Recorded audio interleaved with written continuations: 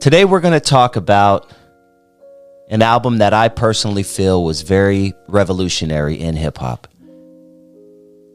It was an album that broke a lot of barriers. It was an album that broke a lot of color lines.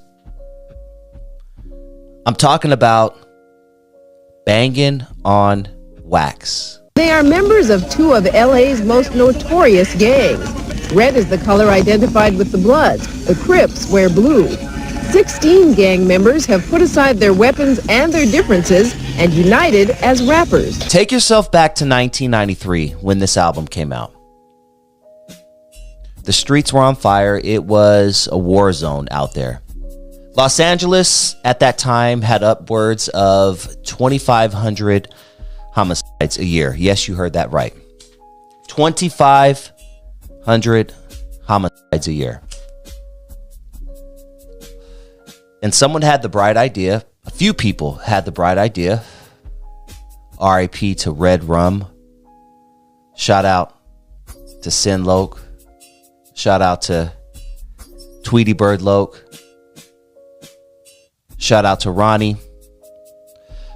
Few people had an idea to get a bunch of Crips and a bunch of Bloods together to record an album. How the heck did they make this happen back in 1993? That was the question everybody was asking. We had done the Tweety Bird Loke album. The record really never came out. You can't find it nowhere. And we never received no paperwork or nothing on it. Long story short, we were like, damn, man, we got to come up with something. We need something that's going to make it hit. I was at the house. Probably had my son at the time, take care of my son. Wife was probably at work. My cousin Blue Rag came home. He said, D, we got a dope ass project. I'm like, what? He's like, man, they came up with some shit. I'm like, what? He's like, Bloods and Crips banging on wax. I'm like, oh shit, that's gonna be dope. Now how I came up about it, they was in there bored, working on some music and trying to figure out something, a new something we could come up that's gonna make some noise. Red Rum, I heard Red Rum was a part of that conversation when it first came out. He was responsible for bringing in the Bloods, bringing in more Bloods. So my brother, like I said, him and Tweety Bird was managed by this guy, Robert Lewis. His name was Robert Lewis. He was the guitar player for Luther Vandross. So he was trying to start his label. But at that time, for some reason, he couldn't do it, or he was under some kind of contract where he couldn't start the label. So he knew Ronnie Phillips. Ronnie Phillips wanted to sign. He had just did this group and they did a song called Batman or something. I wasn't too familiar with that. But we knew he had put records out. We knew he had put Tweety Bird Loke out. So my brother he wanted to sign my brother and Tweety. Well, actually, let me go back. They presented a Bloods and Crips album to the guy Robert Lewis. Robert Lewis thought it was a good idea. And he said, well, I can't do it. And he presented it to Ronnie because he said Ronnie was in the industry and could make things happen, you know what I'm saying? So that's how it got to Ronnie. So then my brother and Tweety Bird sat down with Ronnie, told them how they wanted to do it. And he just was like, well, where y'all gonna get the members from? So they was like, that ain't nothing. Just, once they pushed forward the project, then that's when my brother came and got me and Nene, which is Bloody Mary. Before we talk about the album BANGlN on Wax, which spawned songs like Pyru Love and Steady Dippin', let's go back to before what was going on in Los Angeles, in the country at that time. So just before 1993, we had just experienced the LA riots. Now that the sun has come up, we can see the extent of the damage and the destruction wrought by last night's fires and rioting. There are firefighters at work, but obviously there's nothing they can do to stop the looting. And, these are businesses where the glass has already been broken out and people are just freely walking in and out and brazenly taking whatever they want. And I remember it like it was yesterday. I was about 13 years old, 12, 13 years old. And I just remember seeing the news stories, the In Living Color parodies. That was one of my favorites, still is to this day. Right around this time, what came of that is something phenomenal in itself. There was a peace treaty on the streets between Crips and the Bloods. After the riots, it was brothers like, what are we doing?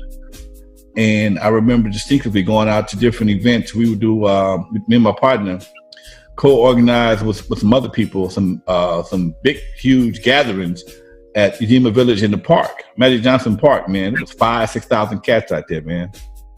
And guys who would never be seen in the same park were out there, giving dap, hugging, crying. I mean, it was really an emotional thing, man. You could tell brothers was tired of looking over their shoulder. You could tell it. You could see, man. It was like it was a relief. Like, man, we ain't got to do this no more. There were big meetings all over Los Angeles. There was unity. It was short-lived, but there was unity on the streets. And I was too young to even understand this, but I talked to people who were there 20 years older than me, 15 years, even 10 years older than me, and they remember it as a great time and something that unfortunately a lot of them say will never happen again. Rising above the ashes from the riots of 1992 is a covenant that could forever change the face of Los Angeles. The devastation and death toll have apparently convinced the city's two notorious gangs they should stop killing each other. People don't lost brothers, mothers, sisters, daughters, sons, everything over this, you know what I'm saying? And I think it's time for our people to come together. I'm a blood, and I love my bloods, I love my homies. You know what I'm saying? These is Crips, they black. You know what I'm saying? It's time to come as one. And unfortunately, the truth of the matter is the police officers didn't want it to happen in the first place. But you had other parties who was like waiting to throw a beehive in that shit or keep it going, man, because that gang situation represents a lot of money to a lot of people, dude. Mm-hmm. It's a lot of money to a lot of people. In fact, I think I may have told you this before. A dude I know that owns a funeral home in Linwood, him and my dad was partners, and he came out the pad, man, talking shit. Man, these niggas ain't kill each other. Business is bad as hell. These niggas got to start shooting again. I'm like, huh? And this is kind of how some people actually think, man. Ain't no overtime, ain't no bodies. Ain't no funerals, ain't no bodies. The flower shops stop making money. The police stop making money. The DA's caseload goes down. Every time somebody gets sentenced to life in prison, dude, that's job security for 25 to life for somebody. Black, brown, or white don't make no difference. That's job security. As black people, we need to check ourselves first before we wreck ourselves. After 2 decades of war and nearly 10,000 gang homicides, it would certainly be an historic settlement known in the hood as tying rags. And I'm happy to see that we all gonna come together. You know what I'm saying? Ain't nobody gonna be killing each other over the punk ass color game. But right around this time comes this album called Bangin' on Wax. It was like 6 or 7 of them, and it was only 3 of us. So they was like, y'all hard, you know what I'm saying? Y'all doing it, but y'all gonna need some more members, because we had already did Pyru Love, and we had already did EK Ride. We had just did them 2 songs by ourselves. And they was like, it's hard, but y'all gonna need more people, because they gonna be looking like the Crips outnumbering the Bloods. But we was like, that's how it is in the streets anyway. And at that time, that's how it was. Anywhere you go, you're going to be outnumbered. And back then, we didn't have the internet. We didn't have any preparation for this album. It was just something that you kind of heard in the streets. And not only that, you got introduced to it on something called The Box. Some of you may know it as the Music Box. But what it is, it was a request line. It was a video request line where you could pay, I don't remember what the fee was, maybe $1 or something. It was kind of expensive, actually, if you think about it, but to play your video. And my best friend lived in Compton at the time, and we would always watch The Box. And that's where I got introduced to groups like Bone Thugs and Harmony and E40 and all the Bangin' on Wax songs. Because people were paying to watch Pyru Love. They were paying to watch Steady Dippin'. They were paying to watch Thuggish Ruggish Bone. That's the first time I ever heard Thuggish Ruggish Bone was on the box. And it was something really cool until later you found out there was a lot of payola going on and a lot of the record labels were actually paying, cutting, you know, the middlemen out to play their songs. That's why I remember there were always songs where you just kind of heard them over and over again. Like, damn, this song again? Okay, well, it's still a dope ass song, but let me hear it again. To be honest with you, I had no clue, and then they kept it from us. The record company kept it from us. They didn't really want us to know how well this project was doing. So I had no clue how well it was doing, other than the interviews, when we go to the interviews and stuff, over the phone interviews and stuff like that, and the videos, the music videos on Video Jukebox, when they were like just being requested. The Box, the planet's only interactive music video channel. The Box, the only channel where you pick what you want to see when you want to see it. The Box, it's easy to use. One thing we did know was a hell of an idea, because when they came, when it was presented to me that night, when Blue Rag came home with it, I was like more so like, oh, I'm coming up with my name.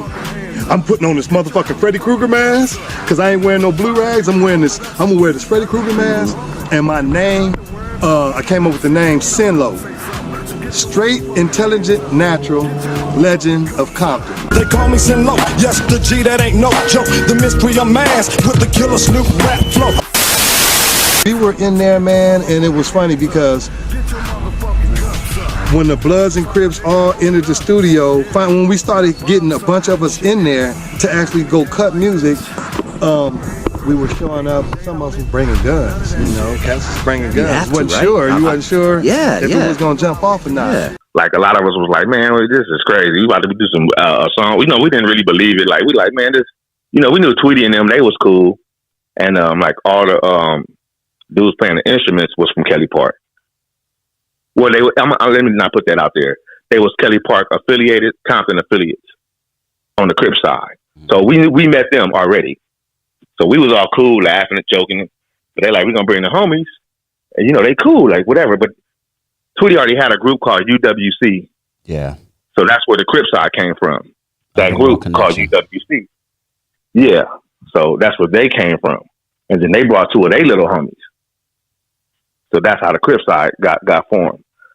So eventually, like, you had AWOL, which was straight. He was like me, young, just with it. You know what I'm saying? Just crazy. You know what I'm saying? I wasn't as wild as him because he was a little wild.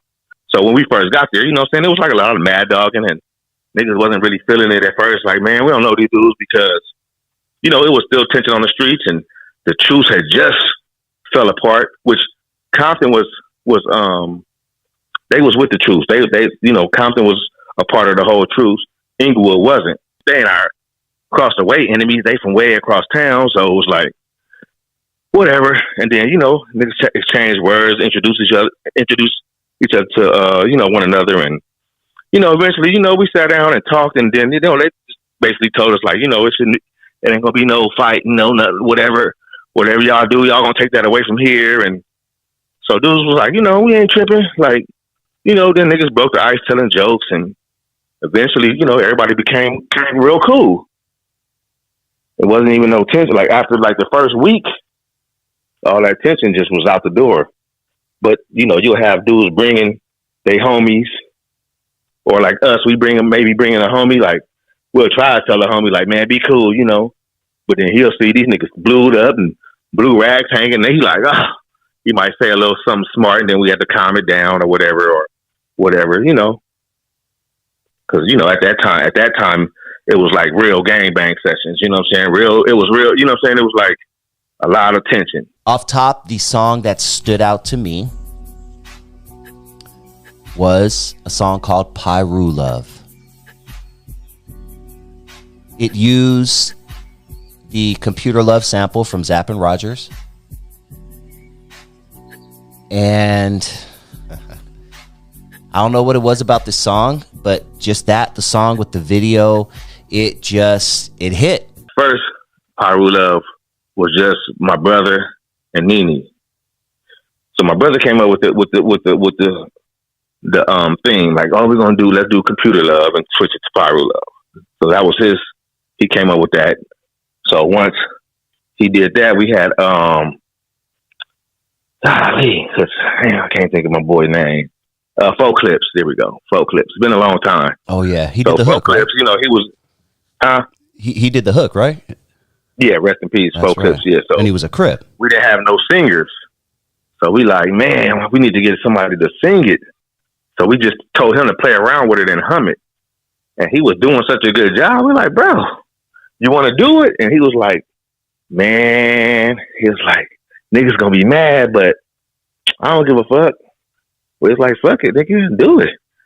And shit, he did it, and it became what it became to this day, you know? I was 13 years old, saying, now in the biddy of Bompton, Lob Hood is down with the mob, Hollywood and Cross Atlantic off the Bompton Boulevard.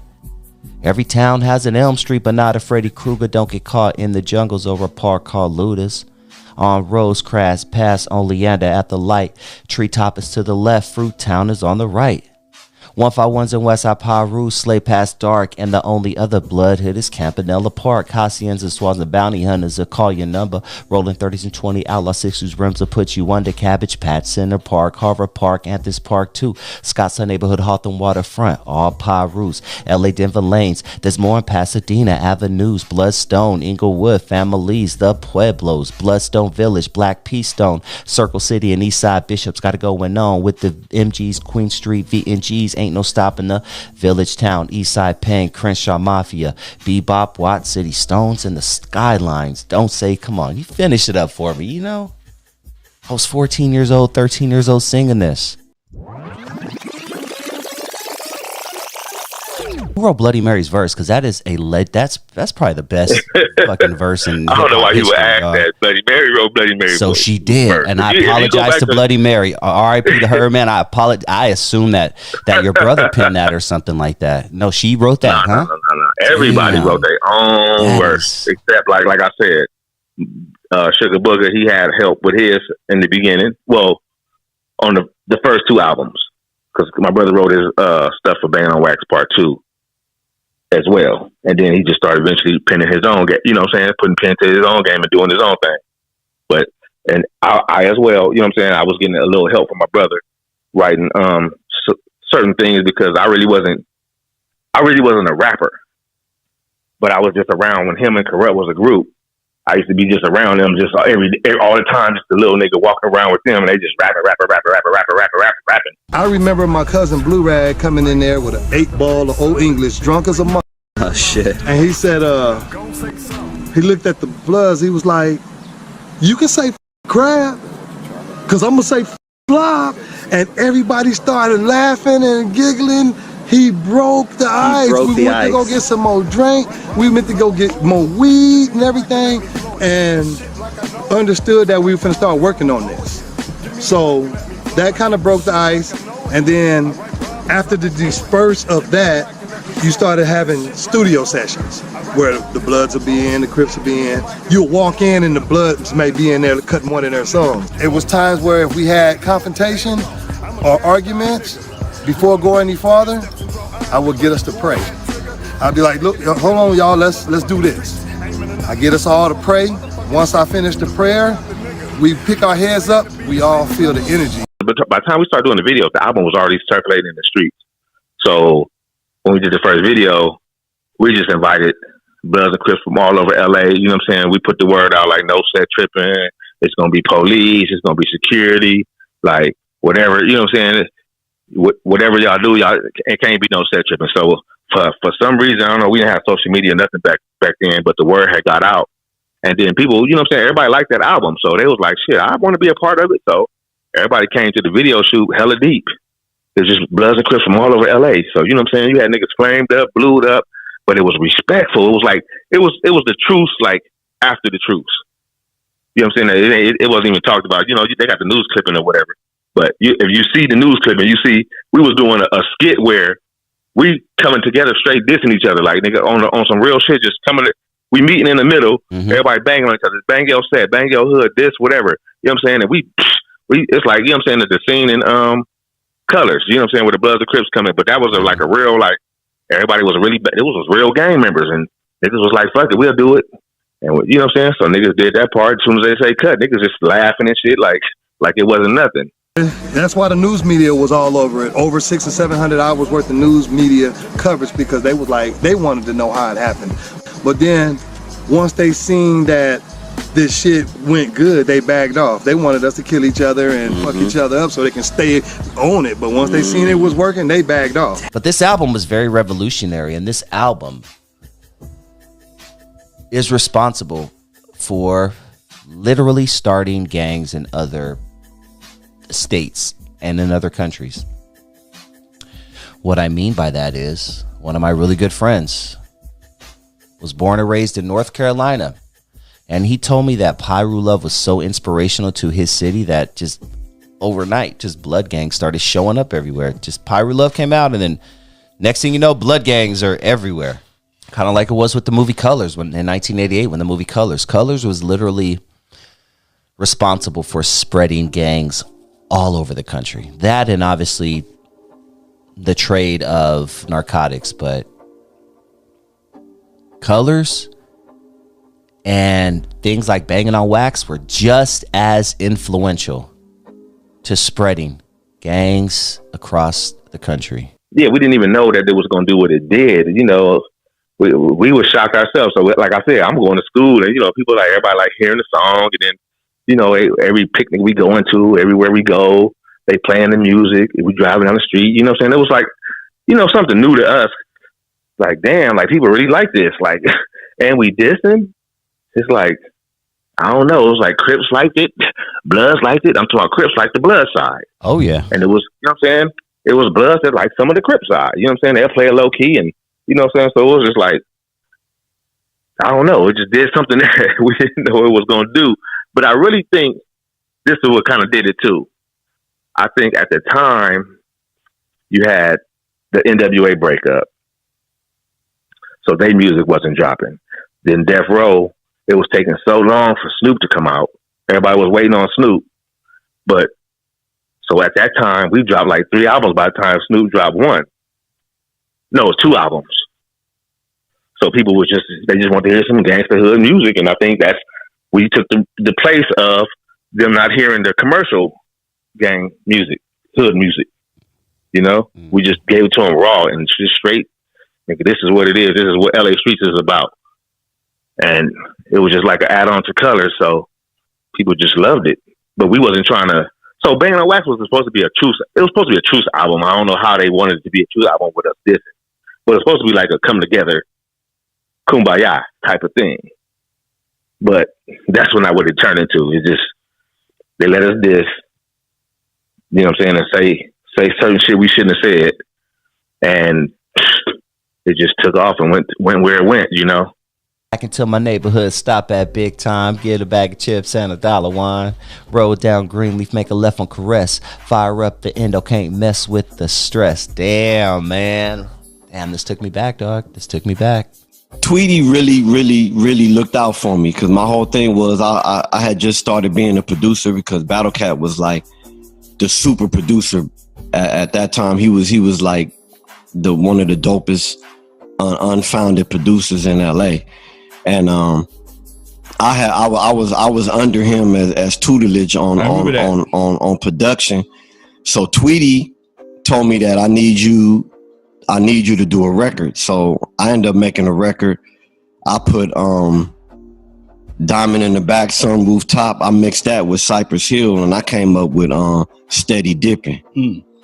So when I made Steady Dippin', it was so melodic. And then we had my boy Jay Stank, rest in peace. He got on there and he put some bass guitar elements and lead on there, where it made it real. It was like soulful, but it was still hood. Man, when we did that record, it touched everybody.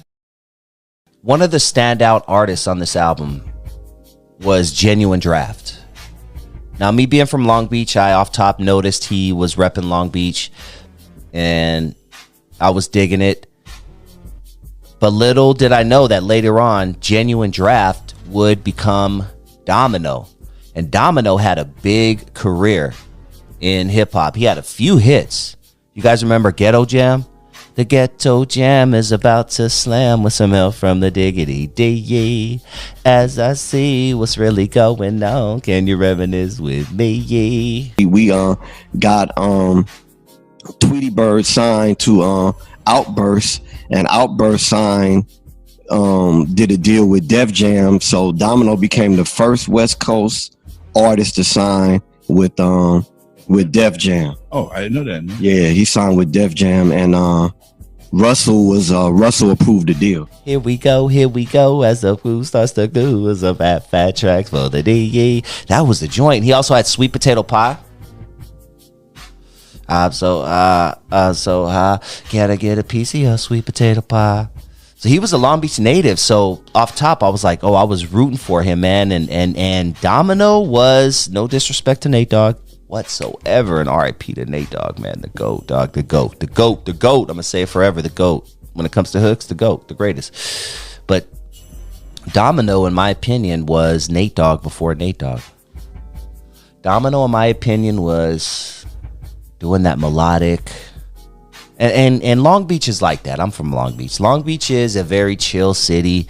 We don't get too turned up, you know what I mean? Like, unless you try to turn us up. If you want to wind us up a little bit, trust me, we can wind the fuck up, you know. But for the most part, we're a beach city, so we just like to chill by the beach, smoke and barbecue, and not mess with nobody.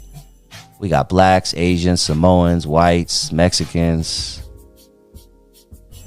You know, like we're pretty chill in Long Beach. So that has always came out in the music. And Domino, Nate Dogg, you can off top, you can hear him. Me, a lot of people, you know, we're just mellow, we're chill. We got a vibe to us. And Domino was one of the first who brought that Long Beach vibe. And he was introduced on Bangin' on Wax, but he went by Genuine Draft. Really, really dope. Shout out to Domino, and I hope he gets paid off those great songs that he made, man, because Domino was a vibe back in the day, man. I'm gonna have to dig into some Domino, man. But Long Beach was representing on that album. I want to say this too. There was an artist there. A lot of people may not know, a lot of people may know, but there was a cat that came to see Leon, and he had a CD in his hand. I was like, how you doing, brother? And he said, yeah, I'm about to go take this meeting with Leon because, you know, I'm trying to get on. He said, you know, I rap and sing. And I'm like, for real? And I said, let me hear something. And I said, what's your name? And he said, oh, my name is Domino. I'm from Long Beach. And I said, that's dope. And then I'm telling you, when he did, when he rapped and sang, I was like, this dude is like the dopest dude I ever heard in my life. Wow. Like before Drake, I'm talking about this dude was like, his singing and rapping was phenomenal. I took Domino downstairs to Battle Cat, and Battle Cat was, you know, working on his beats and stuff. And a lot of people don't know if Battle Cat are in beat mode, you do not disturb Battle Cat when he in beat mode. I was like, I ain't trying to hear what Cat talking about. I'm like, look, you need to hear this dude. He like, look, all right. And I was like, no, you need to hear this dude. And he wouldn't listen. So I stopped the drum machine, and Cat jumped up like he was finna fight me. And I said, nah, you ain't gonna fight me, bro, because you're gonna thank me. You're gonna thank me in a second. And I told Domino to rap.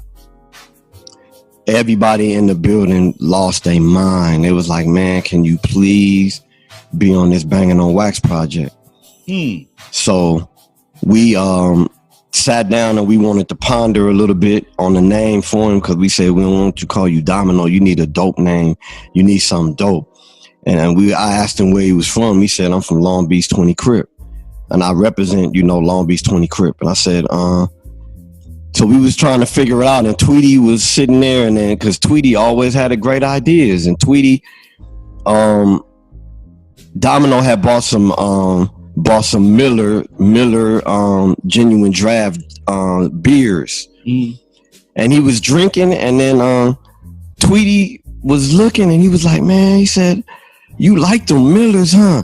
And he said, yeah, man. He said, I love these genuine drafts. And shout out to the female rapper. Long Beach was representing on this album. Shout out to the female rapper C Note, one of my first crushes. When she popped up on the screen, on the TV screen, I was like, damn, girl, what is cracking? I was like 13. I wouldn't even know what to do with her at that time. But I'm just saying, like, she was one of my first crushes. But it was just dope to hear, you know what I'm saying, representing Long Beach. Long Beach was representing on this album.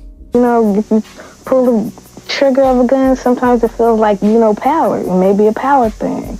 It may be just hype. You know, you get hyped up off of being in a gang. You really don't know what you're getting into. And once you get into it, it's too late to get out. But there was always this thing. What side was doper? What side was better? The Crips or the Bloods? What side was better? Crips or Bloods? What side was better? Crips or Bloods? What side was better? Crips or Bloods? Said it before and I'll say it again. I definitely believe the Bloods had a better side. Just my opinion from a hip-hop standpoint, from a lyrical standpoint, from all of it. Look, I pumped up all my people from Long Beach, right? I gave them all their props. You know what I mean? I gave my dude Sin Locust props. Like, everybody on the Long Beach did their thing. But I gotta, like, if I were a judge, if this were America's Next Top Gangster Rapper, I don't know. If that was a thing, like, I would have to go with the Bloods. The Bloods definitely, in my opinion, in my humble opinion, I think they got it. That's just me. And I've interviewed many people who are in their late 40s and 50s now, late 50s and all that, who told me that if they were Crips, they were low-key bumping the Blood side. They were low-key when their homies weren't around. They were low-key bumping the Blood side because that shit was hard. It was hard. Now, the next question, man, of all the artists that was on that project back in the day, how many of them still around? Oh, man, not many. You, Cat? Yeah, me, Cat, Tweety, rest in peace. Ronnie's gone. At least about 8 of the members on the Blood side gone. Sin Locust still around. C Note still around. Stretch and Big Y still around. A lot of people died though, and a lot of it was gang related. A lot of it was circumstantial. A lot of it was, I call it like it could have been the Banging on Wax curse. Why you say it was a curse? I say it was a curse because we were the icebreakers of that movement. We solidified the movement between us and Suge with the Chronic. We solidified where gang banging went corporate. If you appreciate good history, go down a rabbit hole and check out the history of Bangin' on Wax, and check out a lot of the artists that came from that album. They're still making music to this day, so make sure you support them and give them some streams, because it's really important to, you know, promote and help these artists who unfortunately didn't make a lot of money off of this album. We weren't supposed to show our faces or nothing, so at that time, the news people started coming to us and wanted to put us on TV and all this and that, and tell us, hey, remove your rags. And so, you know, we're young and dumb, you know, trying to be famous and, you know, not putting ourselves out there. So we start taking off our rags and start like, you know, fuck it, like, hey, it is what it is. This is who we are, you know. They was having us like, it's funny because it sounds funny now when you hear it back, but we was young and we wasn't thinking, you know what I'm saying? Nobody had no experience in music, didn't know split sheets, didn't know contracts, didn't know copywriting. We didn't know nothing. So they would come in and be bringing us chicken. It's like I said, it sounds funny, but that's what it was. They would be bringing us 40 ounces and we'd be drinking and just partying and smoking weed and, you know, having fun, vibing, trying to write songs. And and they just throw a contract in our face like, "Hey, we probably gonna put this out next week because we did the whole album in like a week." It's like we're gonna try to put it out next week, y'all. And, we excited and we drinking and we, young, and they throw the contract in our face like, "Here, sign here." We don't even read the contract. We just sign it. And, so everybody did that. So anybody who didn't do it, we didn't know about. They would do it behind the scenes or whatever they did. The little secret stuff they would do would be behind the scenes type of stuff. So this is what they promised us. Once this album is over, you all will get individual group, either a solo contract or a group contract. And those contracts is going to be right. Y'all going to get y'all just do and this and that. And so with that one, we found out they sold our publishing for $1. So, we got screwed on that. So then when we were supposed to do our solo albums, by that time, my mother, she had got a hold to the contract, and she was like, "Man, y'all all over the place. Y'all got billboards. Y'all got this going on. Y'all got that going on. Maury Povich, y'all on the news. Y'all all over the place. Y'all in front of record stores. They done painted pictures of y'all in front of record stores." And she's like, "But where's the money? We're gonna have a lawyer look over y'all contract." So we like, all right, we don't know nothing. We like a contract. All right, well, yeah. They look over our contract like, this is a joke. This is a joke. They was like, "Hey, screw y'all. Don't do no more business with them." So we like, what? Like, don't do more business. Like, what? That's our outlet to music. They like, yeah, but they screwing y'all. Y'all, they are making all the profits while y'all are getting nothing, and you guys are putting y'all faces on TV and all over the place for rival gangs and people to come do something to y'all, and y'all not getting nothing for it. Y'all doing all this for free. Thank you for tuning in to Dusty Vision TV. Please hit that like button if you have not already. And if this is your first time joining the channel and you like what you hear, please hit that subscribe button. And if you enjoyed this video, you just might appreciate this bonus clip I'm about to play for you right now. How you think is everything. So always be positive. Think success, not failure, and beware of negative environment. Stay in a positive mindset. You allow that negativity to creep up in there, it's going to clog your mind, man. You won't be able to produce what you truly capable of producing. Think of the positive side. Don't think about failing. Fear of failure is what keeps us back most times from achieving our goals. Just always be aware when you're in a high-risk situation, a negative environment, or around people who don't have the same aspirations that you have, because it'll drag you down. I came across an interesting formula by Napoleon Hill, the world's greatest salesman, right? And it was about the true value of our brain. Did you know that there's a mathematical formula to determine what the true value of your brain is? No, I didn't. Try this one out, right? So Napoleon Hill says, the amount of income you produce annually is the true value of your brain, right? So if you're averaging 40,000 a year, 50 grand a year, that is the true value of your brain in dollars and cents. But there's also another formula that goes with it, and it's about the capital value of the services or the labor that you can produce with your brain. So he says, take your annual income and multiply it by 16 2/3. So let's do a quick math problem. Let's just say you're earning 40,000 a year, right? And you multiply that by 16 2/3. That'll be 0.1666 times 40,000. That gets you to about $6,664, right? That's the capital value on what you're producing. And there's a tremendous wealth gap in between that 40,000 and that 6,000 that you're bringing back. There's a gap of $33,336. So the question becomes, where's the remaining 83 1/3% hidden in your true value, right? So I had to sit back and I had to ask myself, sitting in prison, what is the true value of my brain, right? I make $15 a month, working 40 hours a week, right?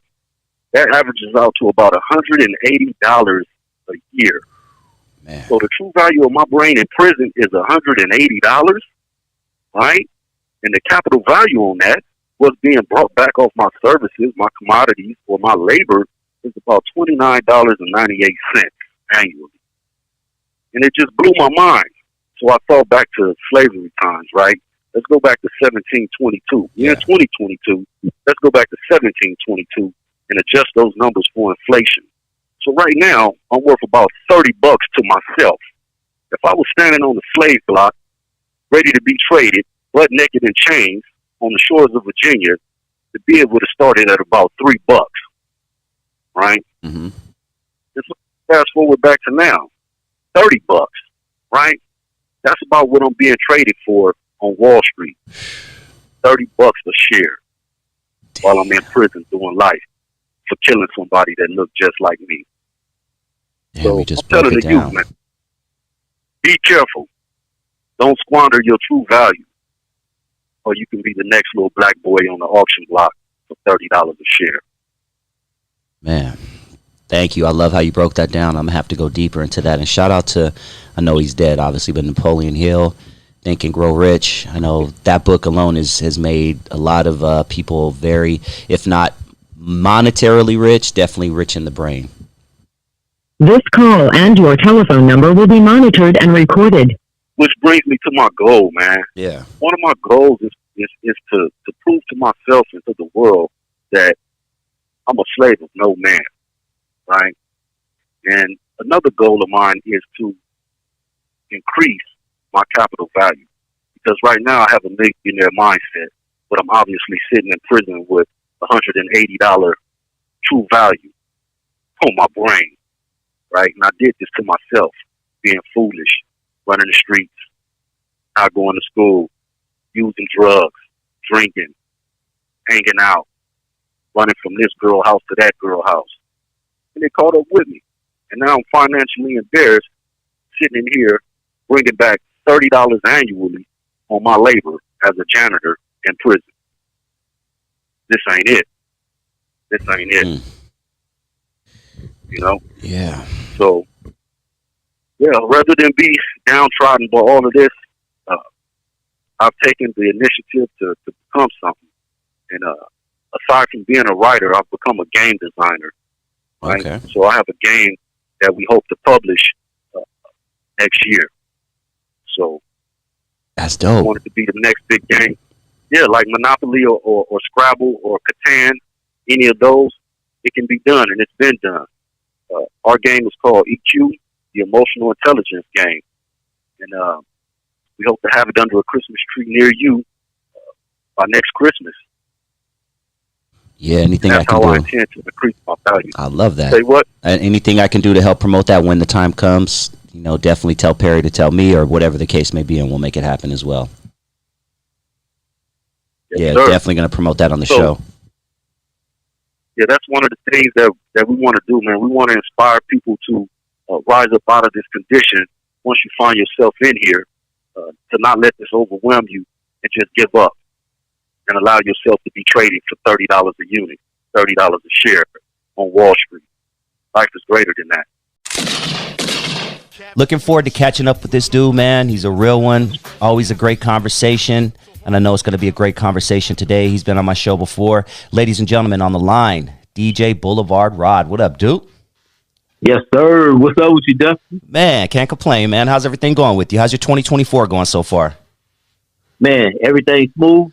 Just a little stressful because, you know, the streets don't have no love for nobody, man. So it's like every time you leave the house, you expect to come back, you know, just like how you came out. Yeah. So, yeah, man, it's I ain't gonna lie, it's wicked out here right now, man. I mean, everybody getting into it, all, you know, different sets.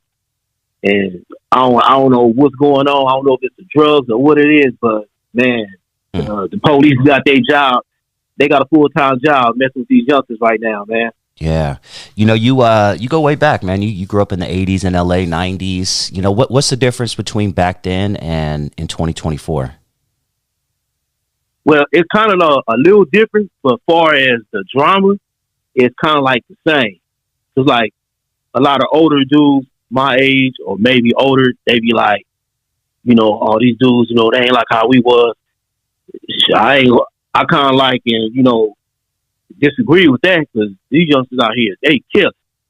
They ain't playing no games, because like it's so much going on. Cause I know a few times you probably see me post stuff that was going on in LA. I posted on my Instagram page. It's so much of that going on. I ain't even gonna lie. I can't even post all of it, because it's constantly shooting back to back every day. Like, some of those youngsters named Stevie Boy from West Boulevard, he lost his life in the club, and I saw the video of it. He got stabbed and lost his life that fast. And, behind him, I done seen, on Citizen now, where it's been back to back, shooting. I'm like, damn. So these fools, they going at it, it's like nonstop. And it's, it's different hoods, from the east side to the west side. So to me, it really ain't a difference, but the caliber type of, dudes that was banging back then, they more vicious than the ones now. Like back then, they was doing way more vicious crimes, for as like blood and Crips going. For as like the Crips gonna shoot the Bloods up and they come back. But the way how they was doing it, it's kind of like a little different. It's more vicious back then than it was now. It's kind of more they wild the way they doing it now. But to me, it really ain't no difference though, man. That's just my opinion. Yeah, I've heard that before. Since you've been on my show, man, let's give everybody a quick recap of our first interview, and then I would love to talk about some of the new stuff that's been going on out there in the streets and out there in the YouTube streets and all that good stuff. So let's take it all the way back, man. Remind everybody where you grew up. Yeah, I grew up on the east side of South Central. The first part of the east side I grew up on, from a baby, was like in the area where King Boulevard and Avalon. But, back then, that street was Santa Barbara. So I grew up there, in the late 60s, all the way to about 71. And then my mom's moved on 46 in Ascot, in that area right there. So from there, from 71 all the way, till as an adult, I grew up in that area right there. And that area right there is considered like 40 Power Rule and Bloodstone Villain Hood. Mm-hmm. And and it was real. Yeah, and it was real vicious over there too. And the whole part of the east side was real vicious back then.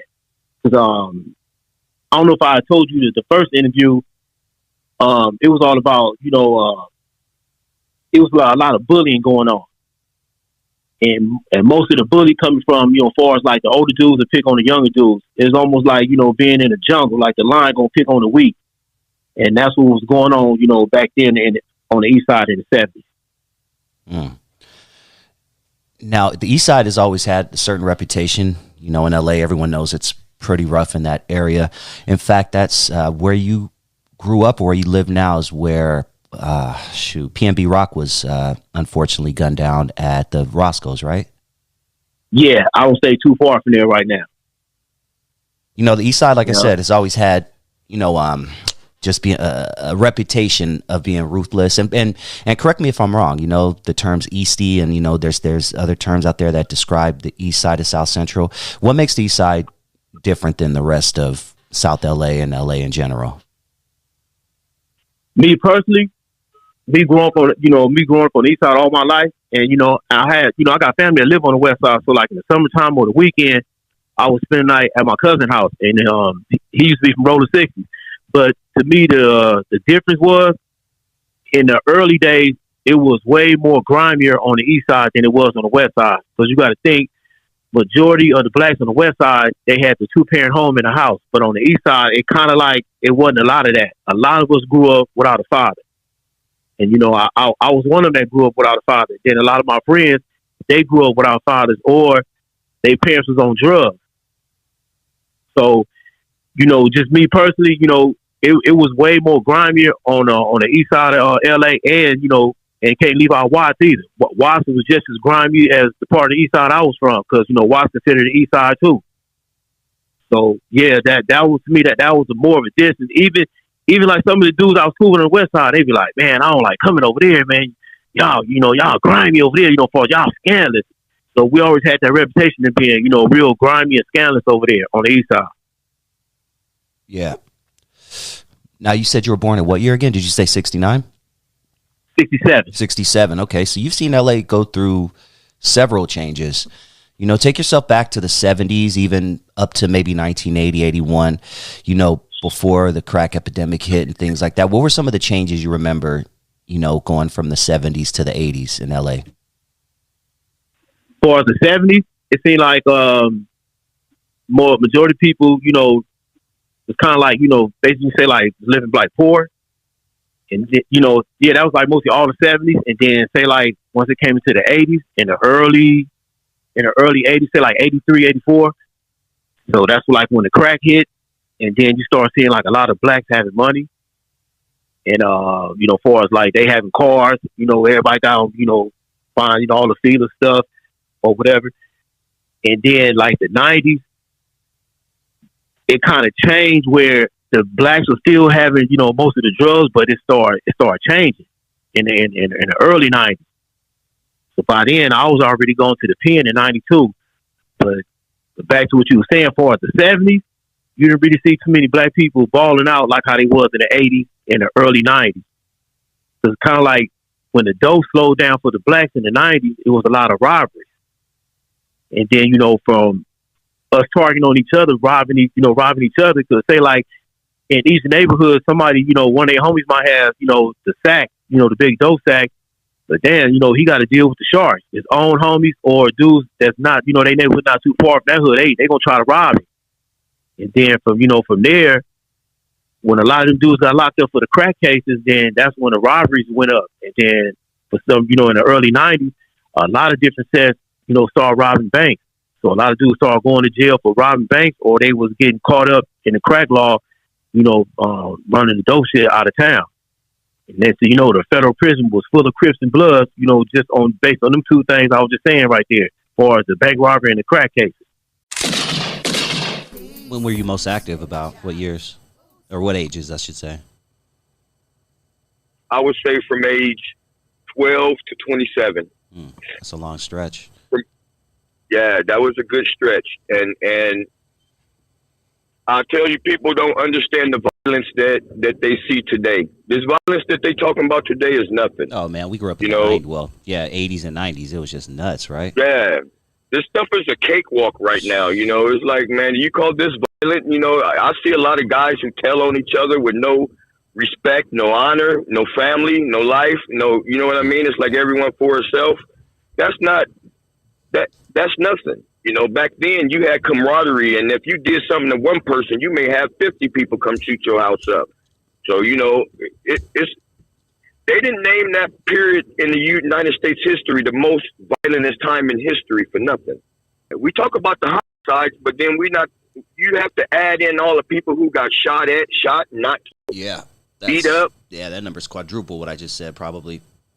Exactly. You know, I tell people I've been shot at more times than some people that's been in the service. Yeah. You know, and that's not a lie.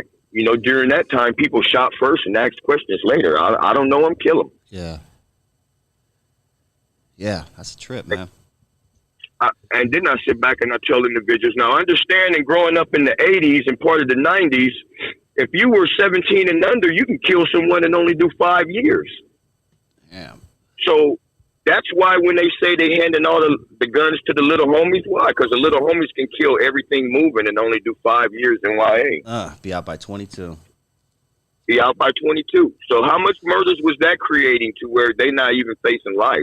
I can go out here and kill as many people as I want. I'm only facing 5 years. Man, what a time, dude. And and there's a lot of teachings that were taught during that time, and like I said, I grew up around people that treated our hood as a family. You know, I got disciplined for not going to school. I got disciplined for not doing things that I was supposed to do in my, you know, as if my homeboys was my stepfathers and uncles or so, you know. But that ain't how it is today. Today, they don't care nothing about you. You know, I'd rather just pimp you out and get whatever I can get from you. When was Long Beach at its peak when it comes to gang violence? When was it just cracking? 87. 87, huh? 87. It was like everybody named mama had money. You know, so the streets I tell people either you was balling off selling dope or you was a crackhead smoking dope. You feel me? And all those brothers on the street who didn't have money now. And it's what I always fear is what happens when you give brothers money. Are they just going to run out there again and buy a gang of guns and weapons and start shooting and killing and murdering each other again? Or are they going to do something sophisticated with it like Jay-Z and start a business and actually do something to prosper and help other people? Probably the first one, unfortunately. That's what I lived through the first time. The first time I lived through, it was like all of a sudden... money, just crazy money. Money dropped out of the sky, and people... they went from being able to buy a knife to buying Uzis and AKs. And in turn, they didn't do nothing. I look at a lot of, like the mafia. The mafia took a lot of their money and then they put that into a lot of positive businesses. Right. Employed their people. You feel me? Black people is one of the main people who really don't employ their own people. Nah, we get a dollar and we go somewhere else and give it to the another group. Asian. Exactly. And, you know, in this country, we all supposed to be as one. So there's really nothing wrong with it, but there's always something wrong with you not being there for your own people as well. And it's just time for us to grow up. I went through the gang violence. I've been programmed to shoot and kill other colors before. And it took a while for me to snap and realize that that isn't the way of society and how you're supposed to be. And you treat people the way you wish to be treated, you know? And that's why I want to break the chain. I don't want to stop gang banging. I'm not out here to say gang banging is bad. I still fuck with all my homeboys on a daily basis. But one thing about it is we like a family. You don't mess with us, we won't mess with you. You respect and love us, we respect and love you. All that color shit don't matter. And even when we dealing with our women, we got to look for more than just looks. Like I was talking to my pops, like me and my pops, we for a lot of years, we didn't see eye to eye. But now, like, we establishing that father-son bond. We really building. We really allowing ourselves to love and really understand what we've been through, what he been through, what I've been through. You feel me? And really putting that together. But he told me something valuable that he don't even realize. He was like, and when you looking for a woman, get you a woman that when you get old, she'll wipe your ass for you. Exactly. And like at first I was like, I'm laughing. I'm like, how that's funny. But it was important that he said that, like, tomorrow you could be shot up. You know what I mean? Your bowels you can lose control of them. Anything can happen. If you got a woman in your life based on solely looks and what's on the outside and she don't got a pure heart, what happens when you finally go through your struggle? What happens when they tell you going through something and your sex, you can't have sex no more? What happens if you go through something, they got to cut off a limb? And now you done dedicated yourself to somebody, guess what? Based on looks, and she don't even really want you. So when we deal with our women, we gotta really pierce the heart of our women and get to know really what's in there, what our women are rooted in. That's how we bring our women back up to the queens they are. And that's all women. This ain't I ain't playing just on no racist shit or no racist stuff. This is just how we should treat our people. And then another thing is, like, I'm going to read these off kind of fast. Like, man, take your time, dog. I mean, I'm not even, we're in no rush, homie. I'm digging it. Okay. Another thing is debt. Learn how not to get in debt. Like, and it ain't just with the banks, it's with each other. You feel me? We be so quick to. We had a question the other day in this Bridging the Gap class. They said, how many times do a dollar touch the black hand in our community? Oh man, I know this already, homie. So it's out immediately. Come on, immediately. So think about that. I can be broke, and I can go out there right now and make me $2,000, either trapping all day, working a 9 to 5. It could be a welfare check, anything it is. When I get my money, I can literally say, "Oh, what do I want?" Well, I want some Jordans, which ain't made by us. Mm-hmm. They might got Michael Jordan face on them, but at the end of the day, that corporation is bigger than us. Yeah. Right? You spending your money at grocery stores that don't got nothing to do with us. Swap meet buying jewelry. And at the end of the day, yeah, everything that don't hold no real weight. So while I'm out here looking fresh, I'm damn near finna get robbed, and I'm broke. I'm putting myself in a situation right now where I'm in a community of hyenas. And I'm willing to step in this community of hyenas and look like I got something that I don't got, and take that risk of getting chewed up alive, or where I got to defend myself and I got to harm somebody else for portraying like I really something I'm not, for portraying like I'm really hella rich and I got hella money and I really don't. You feel me? Yeah. So we got to get in the habit of spending our money with each other. And I told somebody this the other day that was funny. I'm like, it's funny because if your partner push up on you right now and tell you, hey, bro, yeah, I got these T-shirts I'm selling. I want $20. You would say, I'm good. I don't really need no T-shirt. But let that same T-shirt be in the mall, man, and you walking through the mall, and you see hella people in line buying that same shirt. What it does is it makes you feel a certain kind of way, like my value is based on everybody else thinking I can afford that. So now I'm willing to stand in that line, spend my money with those people while they put the tax on it, and then go back to my same community. But guess what? When I'm broke and I say, damn, homie, I need something to eat for the night. That same friend that I just told him, no, I wouldn't buy his shirt, he'll let me get a plate of food. I bet if I go to that same store to just tap me for that shirt and I say, hey, man, I'm hungry, can y'all buy me some food? They're going to say, hell no, this is a business. So why are we giving our money to people we can't even depend on? Why are we giving our money to people that we can't even go ask for help when needed? That's a problem. Yep. On top of that, I want to say, learn to create your identity. Like, what's your identity? Sometimes we get influenced by, like, I hear a lot of people getting influenced by rap. This is what I need people to understand.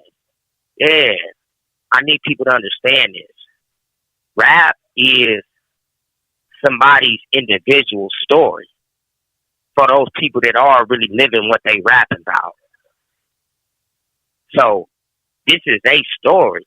So when you hear their story, yeah, it might come off like they praising it for the people that's really out there living what they rapping about. But if you really living like that, you hurting.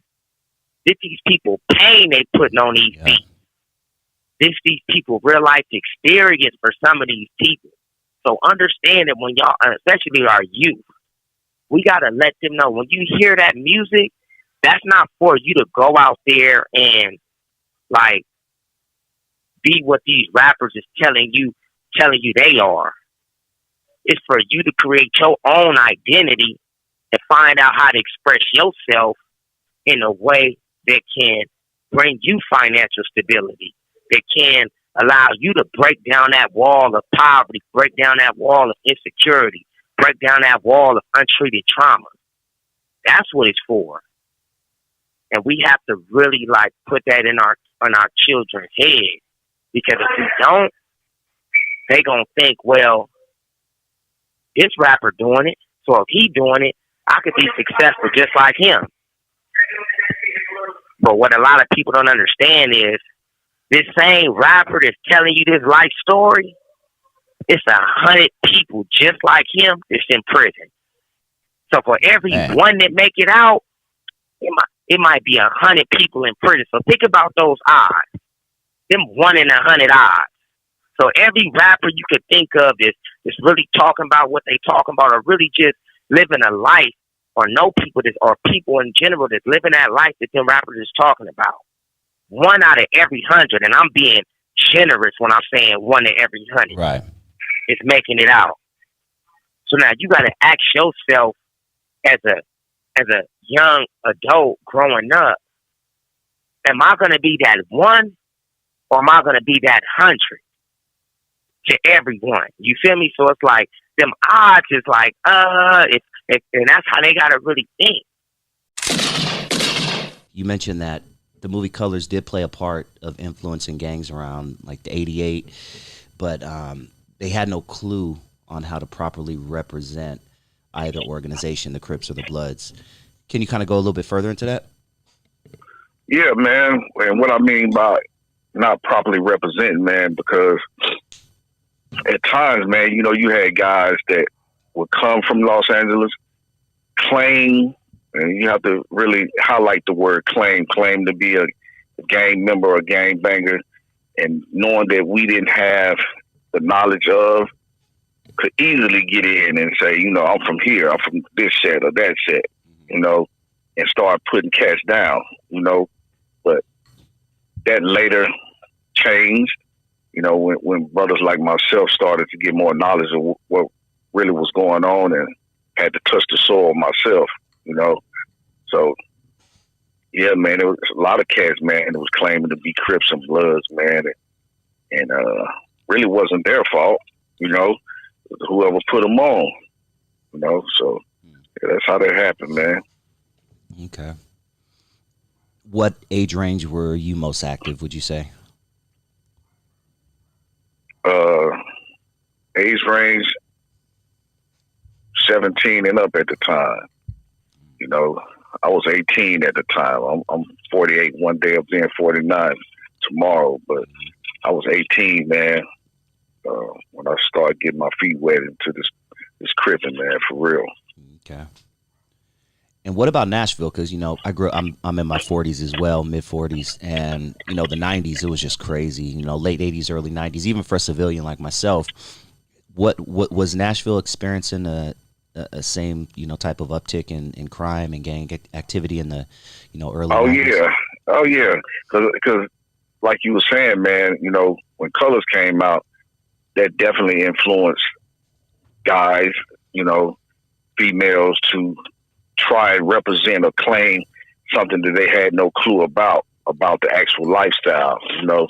So, you know, you had people, you know, young age, 16, 15, 18, wearing blue flags and red flags, but they didn't know what they was doing, man. And, you know, some of the people that probably didn't know each other or may have grew up with each other end up being enemies just because I'm going to pick this red side, I'm going to pick this blue side back then, man. So around 88, 89 is when you start to see that. But, you know, you can't really count those people as being really official because the people didn't properly have hands put on them, you know, initiated properly.